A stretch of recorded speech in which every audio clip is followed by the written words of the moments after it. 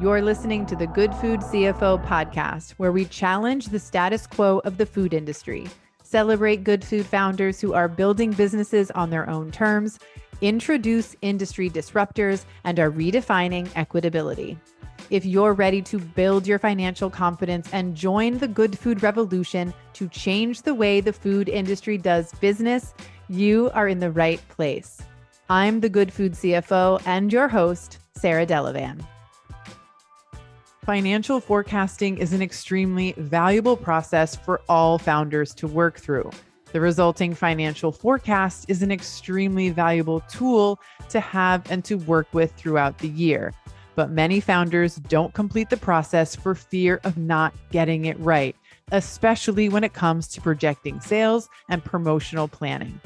Today on the podcast, I am joined by Felice Thorpe, Consulting National Sales Director and founder of Felice Foods. Felice and I have collaborated to create an annual planning workshop to simplify the forecasting process, ease your fears about sales projections, and help you create a robust 12-month financial forecast that can serve as your roadmap for the year ahead. In this episode, we're sharing some of our favorite tips, insights, and our approach to mastering the art of sales projections. Let's get to it.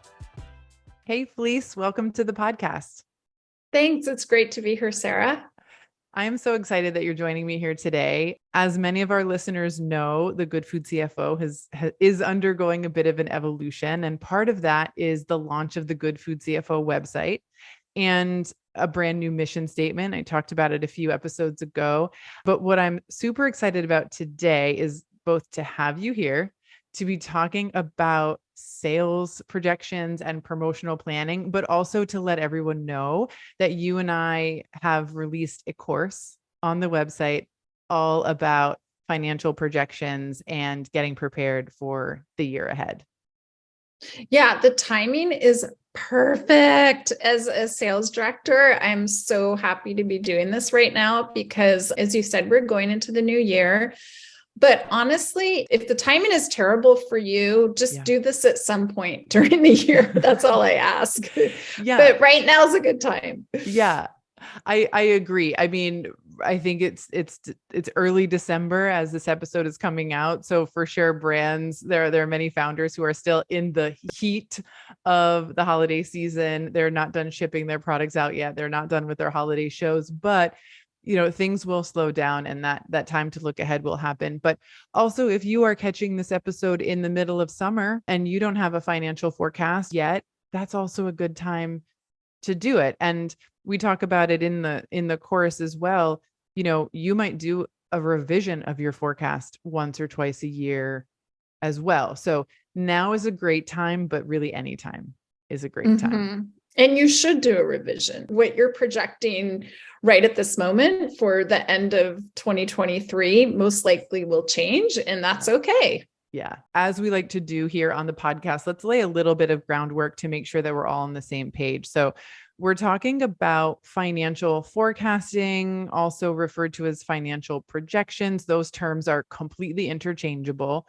The one really important thing that we want you to know is how important this process is. And for me, I think the process is just as important as the outcome. And I know you believe that as well, Felice. I think sitting down to think about your business, to think, where am I today? Where do I want to be 12 months from now? And really, how am I going to get there is all part of the forecasting process. Do you agree? Yeah. And have as many people, any stakeholders that you think should be part of this conversation help build your forecast. So include, your production manager, your co-packer, anyone who might work in marketing. All of those people you can all sit down, have a dedicated quiet time. It might be hours, it might be days, it might be weeks to get through this. You don't have to do it alone. Yeah. And I totally agree with that. I love that you give the advice of taking your time and really involving everyone, because you might be responsible for sales and promoting and getting your product on shelf or just into the hands of the consumer in whatever way your brand is doing it. But if your production lead is not on board with that, right, that can cause problems down the road. So I love that recommendation to get your team together. We also think it's important to have a tool of some sort or a dedicated place where your forecast and projections will live, so that once it's created, it's easily accessible, and not just by you, but by your team as well. Because as you said, Felice, you want to be looking at this regularly. You want to be revisiting it on a regular basis. Yeah. And in the workbook, the workshop, the spreadsheets that we're offering, there's some really important columns that are for notes and assumptions. Yeah.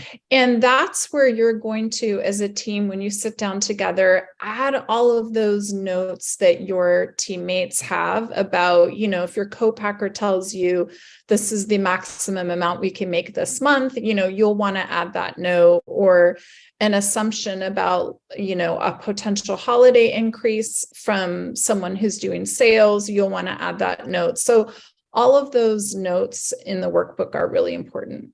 I think that's a great point. And even, if you're doing your projections alone, still list the notes and yes, the assumptions, because I guarantee that even a week from now, you'll forget, why did I do that? Or even, sometimes when we're projecting our labor costs, we might be thinking, okay, we'll have a person come in 5 days a week, 6 hours a day. We're going to pay them $20 an hour. And if you don't note that somewhere and you just have a number in your forecast for labor, you'd be like, how did I come up with this number? What is this rooted in? So I think listing out those assumptions as well is really important. So there are several tools that you can use to create your forecast and do your projections.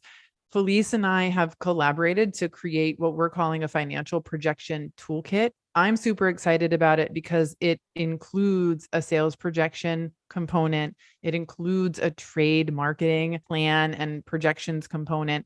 And all of the pieces come together to create a really robust 12-month financial forecast. And it is accompanied by fairly brief, informative videos that kind of walk you through each step to make it really easy for you. But we also know that not everyone will participate in that course.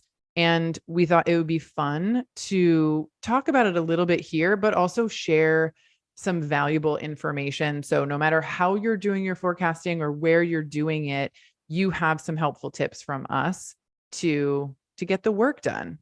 And I think that we should specifically talk about sales projections, Felice, because number one, that's your area of expertise. Mm-hmm. And number two, that is the area of forecasting that I think most founders struggle with. It's around sales projections where I hear people say most, I don't have any historical data to use. I'm just going to be making up the numbers. Like, what is the point of even doing sales projections if I have nothing to base them on? Well, it's a totally normal thing to be fearful about it. And if it makes anyone feel any better, I've worked for really, really large companies and I've worked for small companies. And forecasting is essentially done the same way in both companies. So there's no magic way to do this. It's really sitting down and just using your best guess.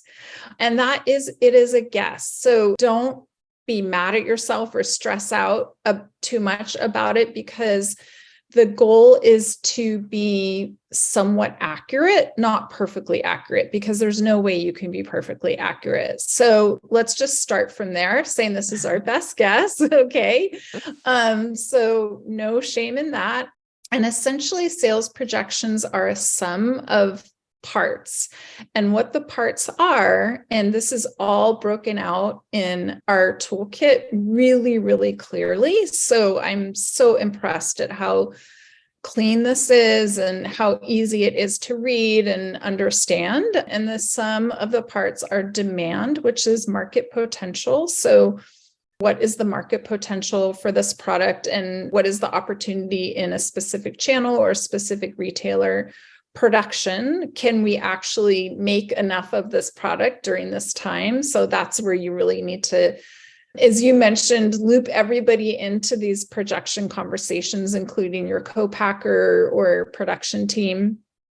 And then cash flow, which is your, wheelhouse. And that is, how much money do I have? And do I have enough money to make all of this production and forecasting possible?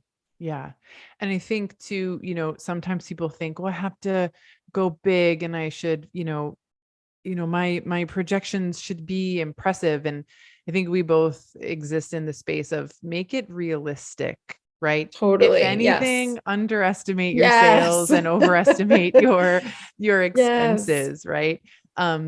And again, it's not meant to be perfect. We have another episode, I think it's episode 35.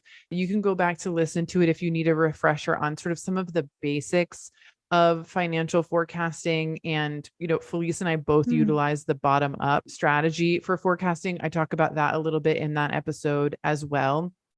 But I think, again, focusing on sales projections and promotions I'm really excited to do that here, because for the most part, when it comes to your operating expenses, what your rent is, right? What a lot of your fixed costs are going to be. That's the easy part of building out your financial projections. There's a lot of solid information there. And like I said earlier, where people tend to get the most nervous is around sales projections and the promotional planning and spending that will support those projections to become a reality.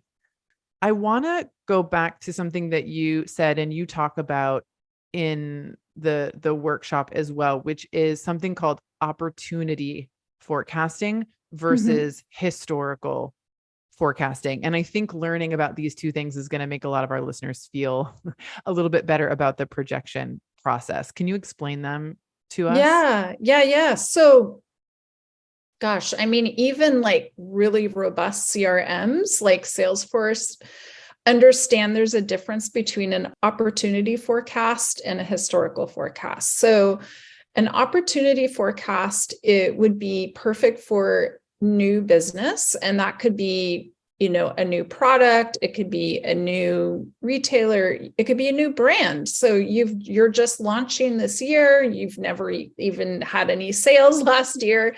So you're totally starting from scratch. So that would be an opportunity forecast.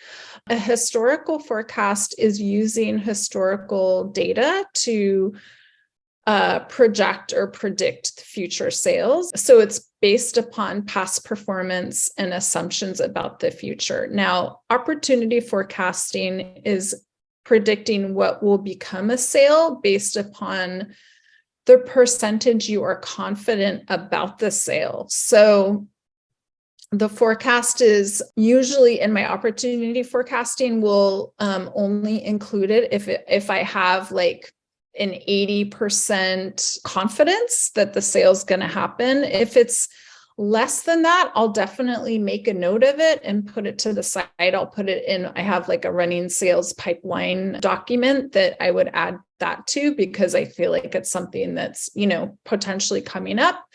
And as the conversation grows, it will go up the pipeline into, become more of an opportunity. But that has to do with mostly your confidence and your best guess about the new opportunities. So you don't have to have sales data to do forecasting. It can be based upon, future opportunity or predictability. Yeah. And something else you talked about is the conversations that you can and should be having with buyers, right? Especially buyers in stores that you'll just be getting into perhaps in the new year or maybe in the first quarter, and they can provide helpful information for your forecasting process. Can you talk a little bit about that? Yeah. So especially with new business, which should be opportunity forecasting. Say I presented my product to Bristol Farms and they're going to, bring it in for the first time. And I have no idea, what the sales are going to be in Bristol Farms. But what I do know is I asked when I made the presentation, how much product do I need to sell to stay on the shelf?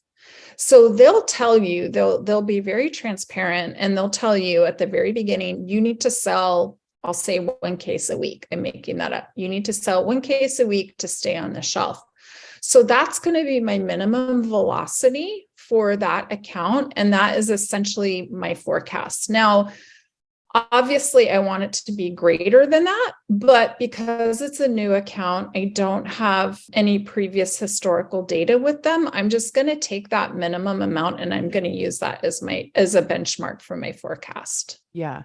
And I could, in the process of actually filling out your forecasting template, or in the case of the workshop that we're doing, the forecasting toolkit, you'll make note of that. Right. So like in your notes and assumptions, it'll be buyer states 1 case minimum to stay on shelf, would like to increase this, right? Whatever your notes are. But then you also have that in your frame of reference. And I love the idea of projecting with a certain percentage of confidence, right? So if you've had a conversation with the buyer, you're very confident that you're going to get in the store within a certain time frame. You now know what the minimums are to stay on shelf. Like that's a solid baseline projection that you can put together.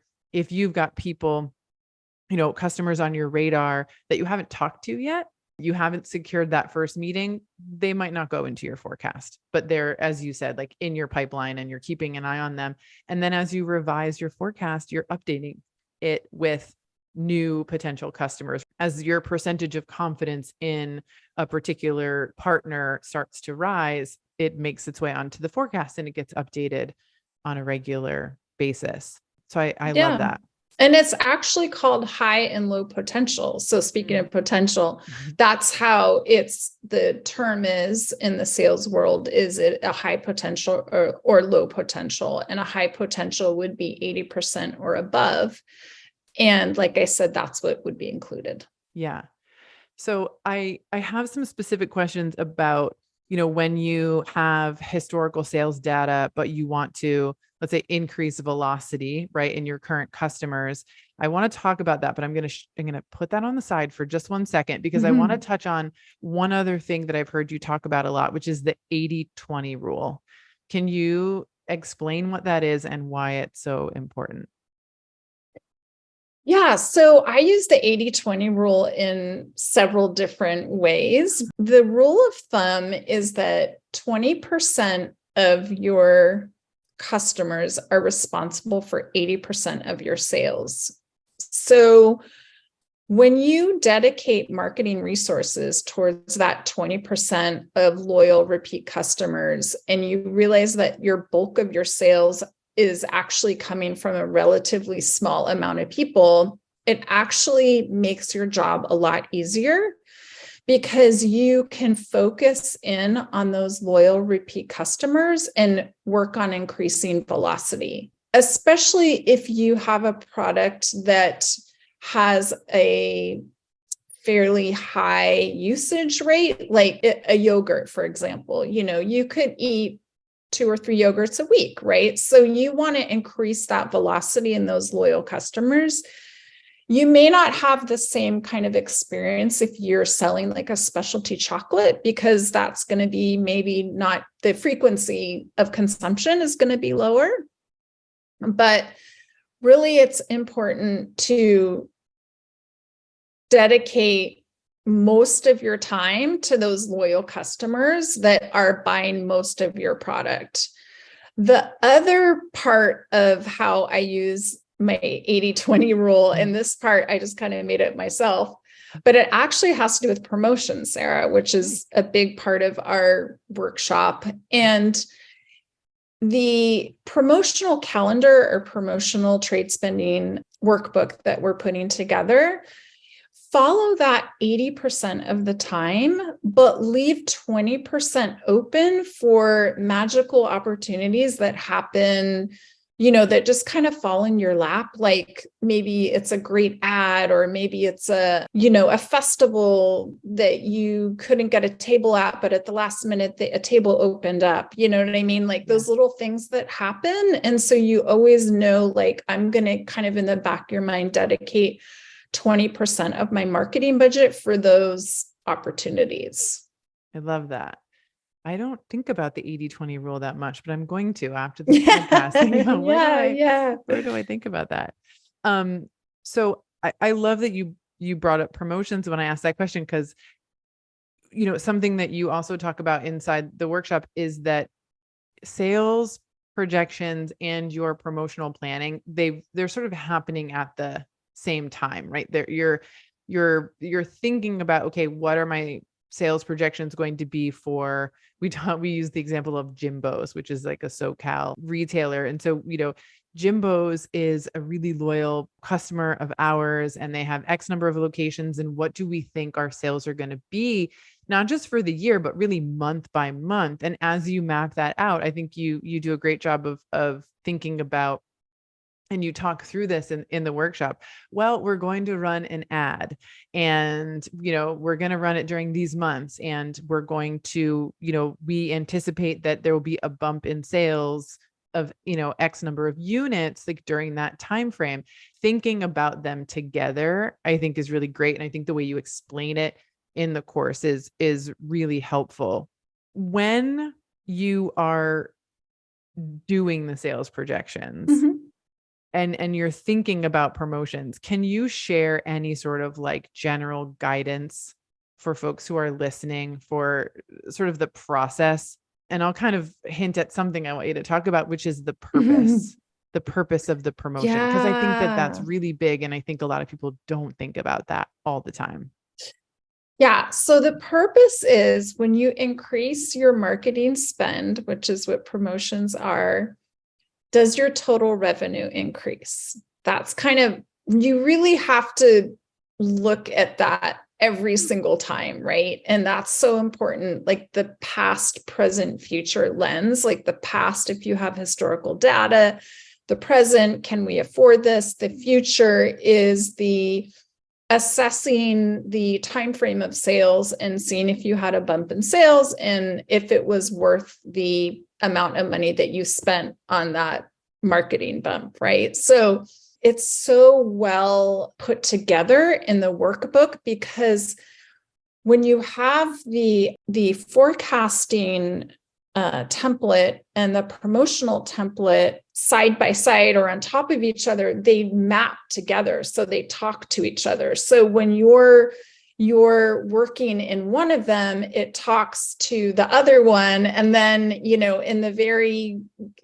the very end, they all speak together, and you kind of have this whole, it's like you're baking a cake, and you've got all of these layers to the cake. You've got your forecast, you've got your trade marketing promotions, and that's a layer, and that's a layer. And then at the end, you've got this cake, which is your 12-month, financial roadmap, basically, for next year. So I actually like to have those layers side by side when I'm working on it together. And then I'll refer back and forth to them, because they just logically are related. They need to be related. If you have an ad and a magazine, you want to see a bump in sales from that magazine ad. Or if you're offering a promotion or a demo, you want to see a bump in sales from those marketing expenses. So it will affect your forecast, right? Because that bump in sales is going to increase the units that are sold. So they really do speak to each other. And that's what's so great about this workbook, is it does it for you. All you have to do is put in your assumptions, and then the math just layers up and it bakes this cake. It's really incredible. And I appreciate that, because spreadsheets are my love language. And so, well, I appreciate it, because I would have no idea how to do that. So I think too, I love the idea of, in the workshop, we kind of talk through each section of the toolkit separately, but the idea of using them together, I think is really great too. And you can literally go customer by customer and say, here's what we know, from historical sales, or here's what we know from our conversation with the buyer. Here's what we're planning as promotions for the year ahead, or what do we think will help us improve our sales for the year ahead? And you can literally plan them like line by line. together. Yeah. Yeah. And I know, like, I understand there's a lot of fear around this process. I totally get that. Numbers won't judge you. They will not judge you. And a lot of it you can adjust and modify throughout the year. So if you feel like you need to dial back or push in, you can do that. Just go back to the spreadsheet and, do that.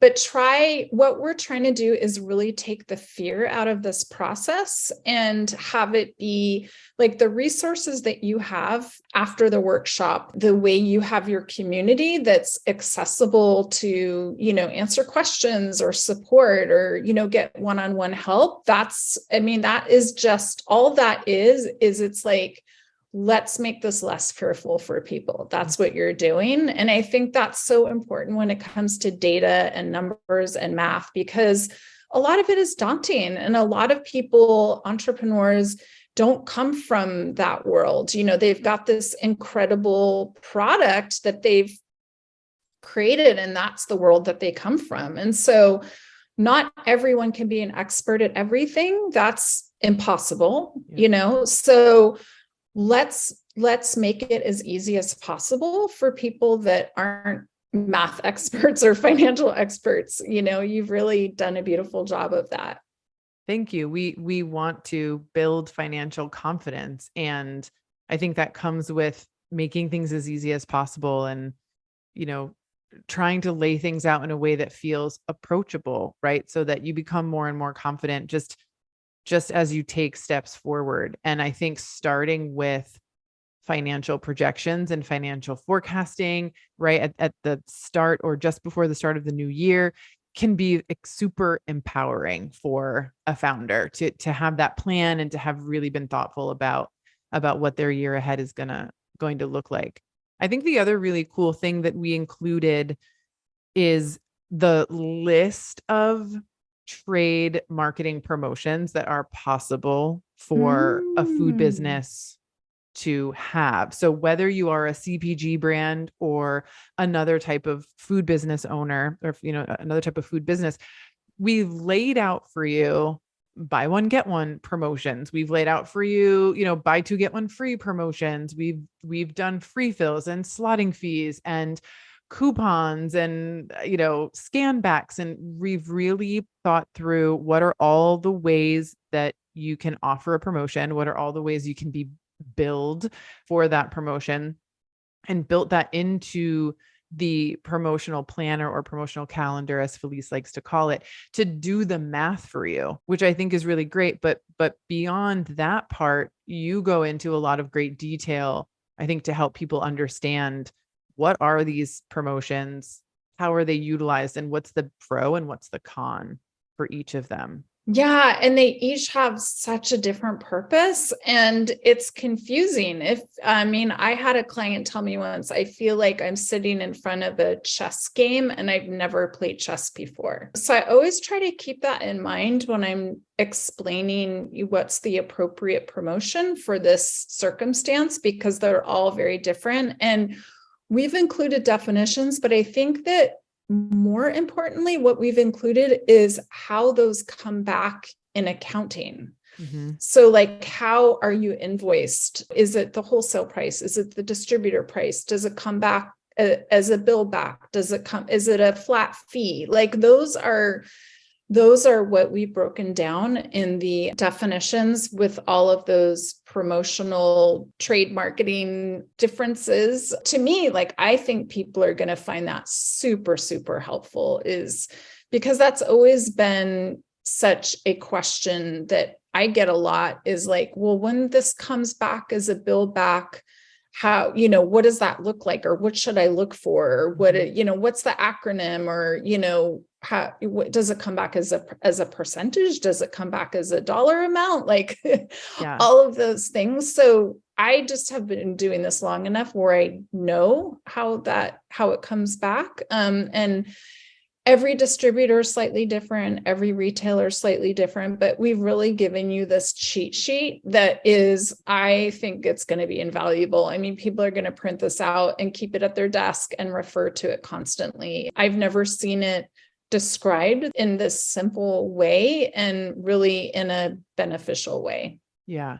And I think as brands grow, especially if you're growing into more traditional retail channels where things still exist like intro allowances and free fills and slotting fees, the cost of those can really add up. So including that as part of your overall financial projections and as part of your sales projections is extremely valuable. So in the workshop, we use Sprouts as an example. If you're working with a distributor and you're going into Sprouts and it's 380 stores or something, and you know that you've got to do a free fill for however many SKUs you've got, the math on that can get a little bit overwhelming, right? And what is the impact of that going to be on my business?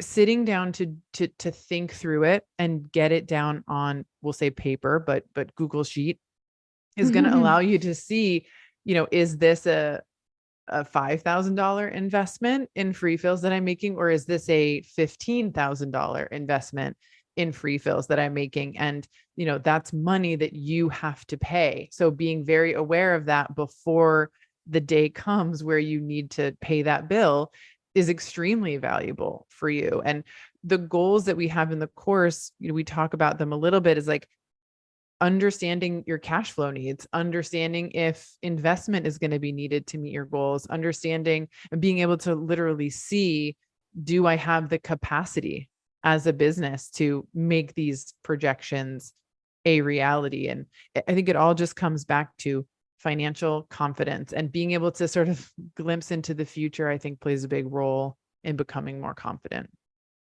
Yeah. What I was just remembering that's so invaluable. There's so much to this that I'm like, oh my God, I wish I had this 20 years ago.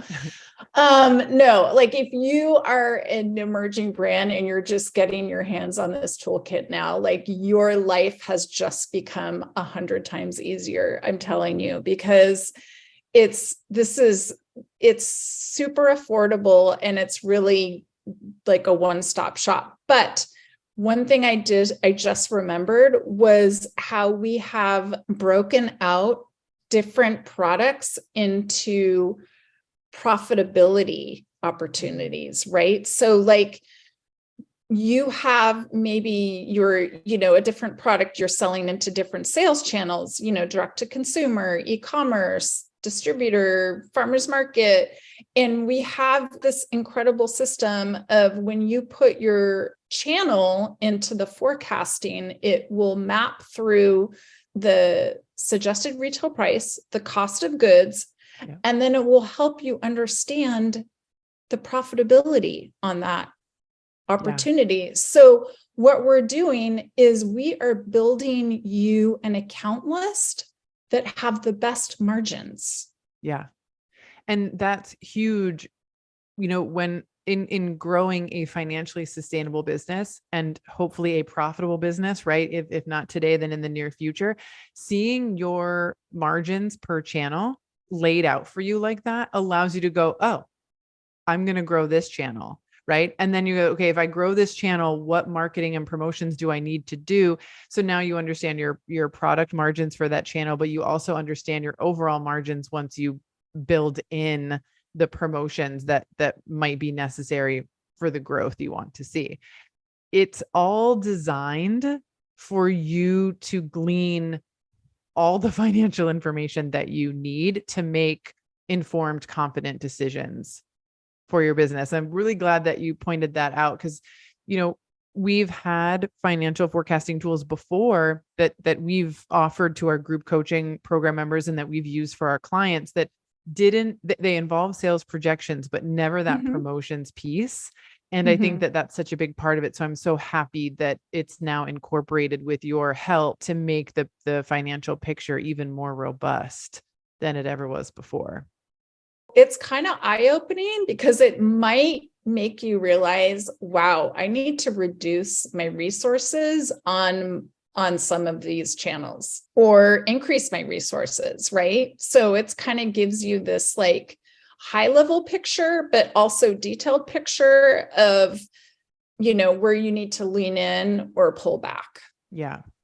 So I want to circle back to the process of creating your sales projections. I think, it was great advice that you gave well, not advice, but information that you gave about the opportunity forecast versus the historical forecast. And, some companies will have both, right? You've got existing customers and Yep. then you'll have new ones. I think it's great advice to think about what promotions will run and when they'll run and why they'll run and how much you'll spend on them for each of the customers that you're forecasting for. I think that's a great tip. Again, no matter where or how you're doing your forecasting, those are pieces of information that you can take with you to be successful.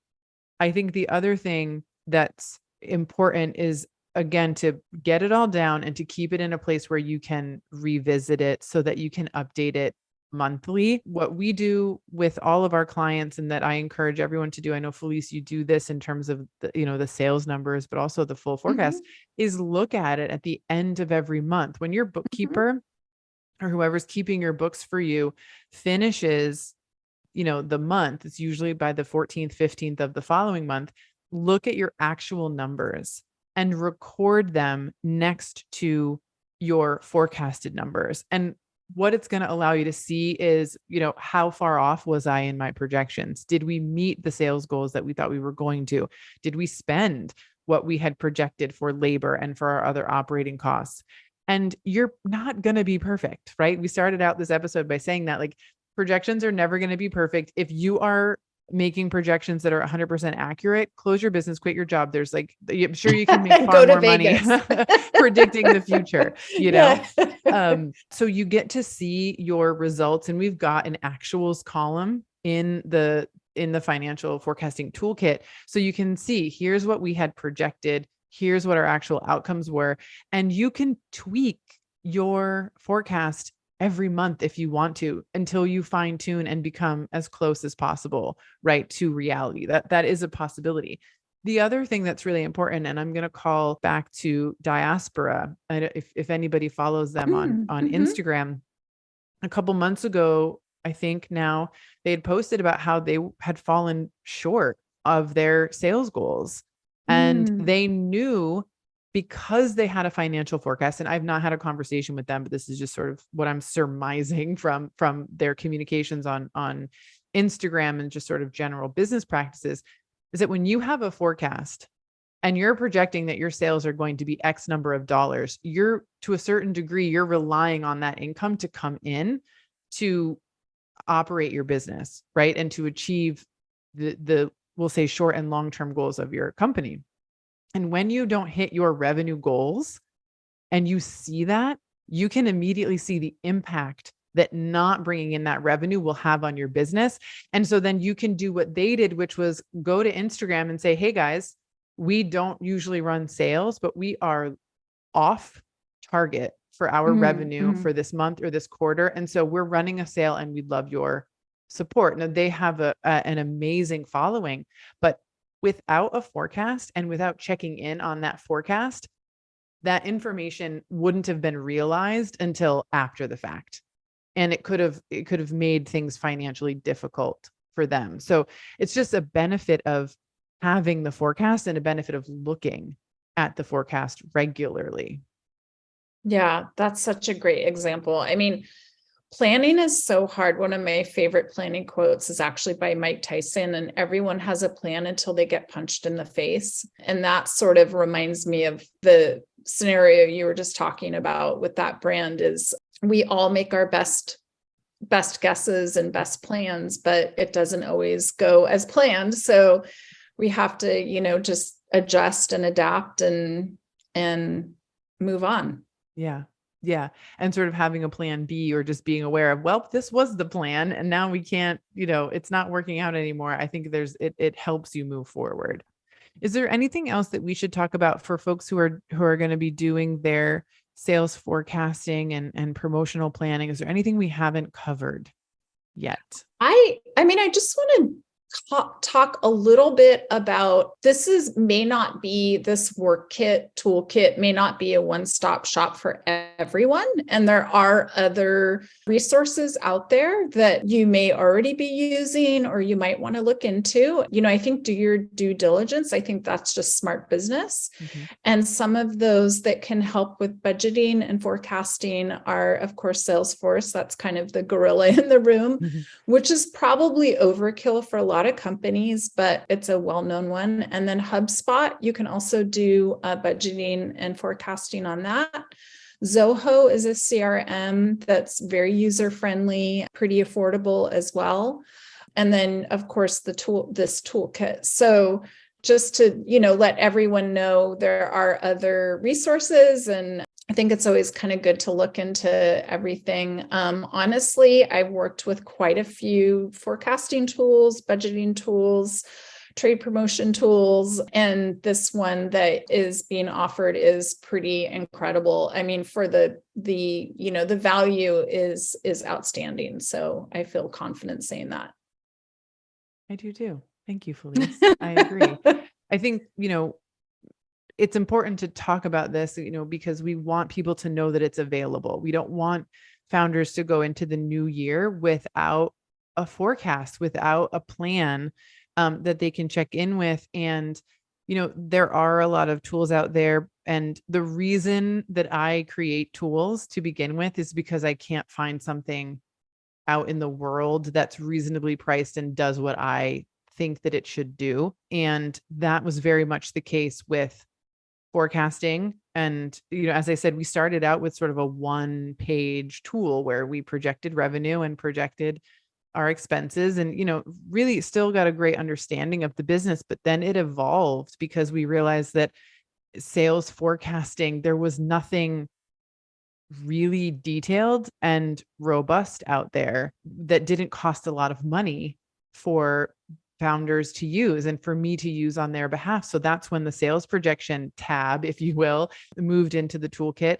And then with the addition of the promotions piece, now that's, as you said, its own tab, and it all filters up to the larger 12-month forecast. And beyond that, it's a tool that can grow with you. So you can list all of your products, you can list your product COGS, you can list your sales channels. And it's a very literally long Excel document so that you can just add whatever is needed and it can grow with you as your business grows. We want good food businesses to be successful. We want good food on more retail shelves, in the homes and in the hands of more people, regardless of location, demographics, age, you name it.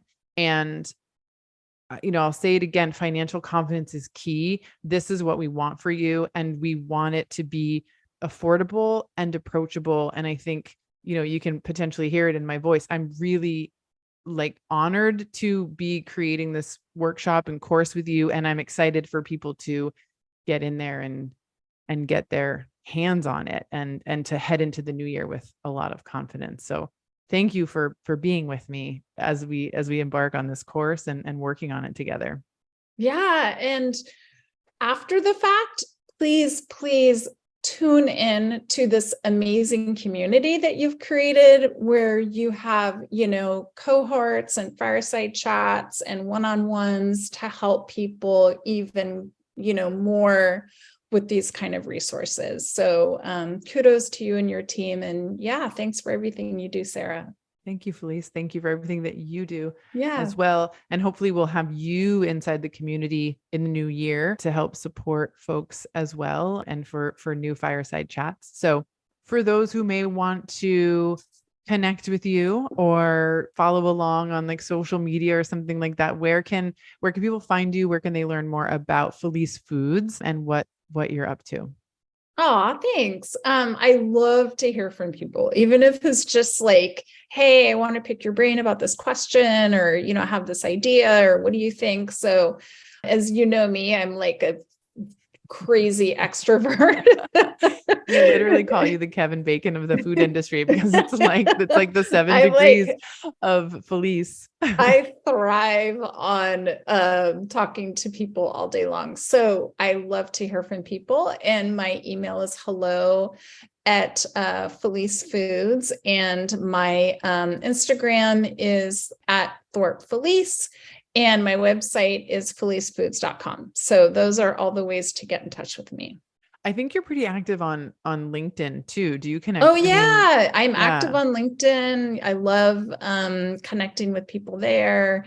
Felice Thorpe on LinkedIn. I facilitate a group that everyone should join called Women in Cheese, and it's for women who love cheese.